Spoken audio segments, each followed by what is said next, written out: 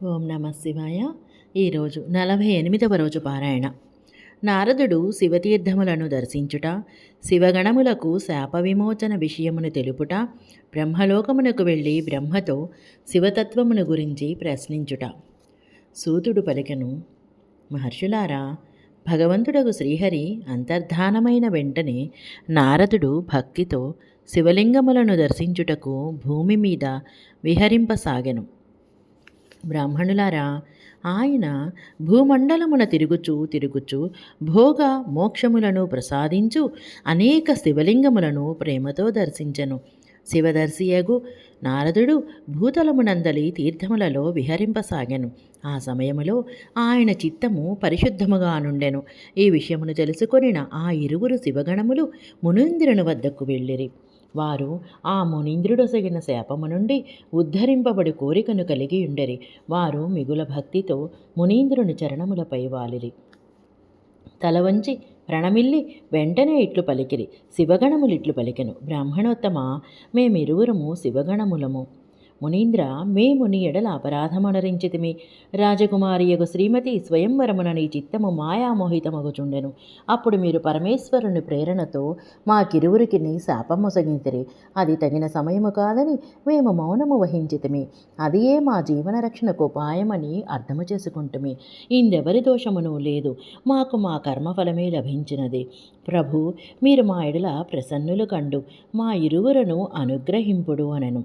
నారదుడు పలికెను, మీరిరువురు మహాదేవుని యొక్క గణములు, సత్పురుషునుల చేత మిక్కిలి గౌరవింపదగినవారు. అందువలన మోహరహితము సౌఖ్యమును చేకూర్చు నా యథార్థ వాక్కును వినుడు. మొదట నా బుద్ధి నిశ్చితముగా భ్రష్టమయ్యుండెను, దుష్టమయ్యుండెను. నేను పూర్తిగా మోహమునకు లోనయ్యుంటిని. అందువలన మీ ఇరువురికి నీ శాపమొసగితిని. శివగణములారా, నేను చెప్పినది సత్యమగును. అయినప్పటికీ నా మాట వినుడు. నేను శాప విమోచనమును తెలుపుచున్నాను. మీరు నేడు నా అపరాధమును క్షమింపుడు. మునివరులైన విశ్రముని వీర్యముతో మీరు ఇరువురు జన్మించెదరు. సకల దిశలయందు ప్రసిద్ధులై రావణ కుంభకర్ణులుగా రాక్షసరాజ పదవిని పొందుదురు. బలవంతులై వైభవోపేతులై మిక్కిలి ప్రతాపవంతులగుదురు. సమస్త బ్రహ్మాండమునకు రాజులై శివభక్తులు జితేంద్రియులు అగుదురు. శివుని రెండవ రూపమైన శ్రీ మహావిష్ణువు చేతులలో మృత్యువును పొంది మరలా మీ స్థానములను పొందెదరు.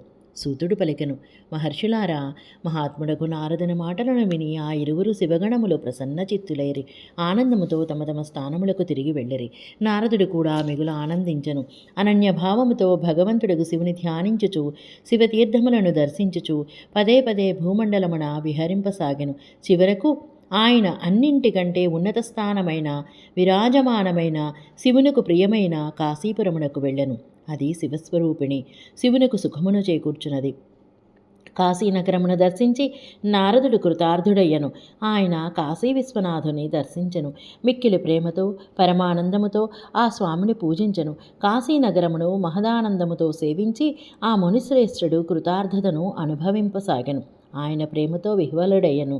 ఆ క్షేత్రమునకు నమస్కరించుచు వర్ణించుచు స్మరించుచు బ్రహ్మలోకమునకు వెళ్ళెను. నిరంతరము శివస్మరణ చేయుట వలన ఆయన బుద్ధి పరిశుద్ధమయ్యను. అతడుకు వెళ్ళి శివతత్వ విశేష రూప జ్ఞానమును పొందు కోరికతో నారదుడు బ్రహ్మదేవునకు భక్తిపూర్వకముగా నమస్కరించెను.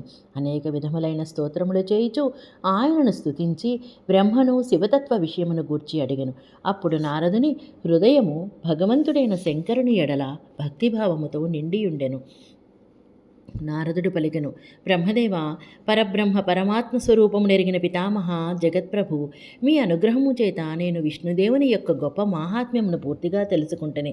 భక్తి మార్గము, జ్ఞాన మార్గము, మిక్కిలి దుస్తరమైన తపో మార్గము, దాన మార్గము, తీర్థమార్గముల వర్ణన కూడా వింటిని. కానీ శివతత్వ జ్ఞానము ఇంకనూ నాకు బోధపడలేదు. నేను భగవంతుడకు శంకరుని పూజా విధానమును కూడా ఎరుగను.